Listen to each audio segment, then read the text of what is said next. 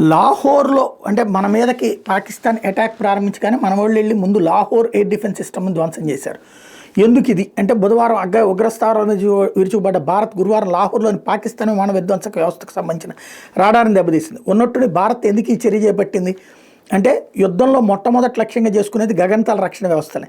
శత్రు వైమానిక రక్షణ వ్యవస్థను ధ్వంసం చేసే ఈ వ్యూహాన్ని SEAD suppression of enemy air డిఫెన్స్గా లేదా DEAD destruction of enemy air డిఫెన్స్గా పిలుస్తారు.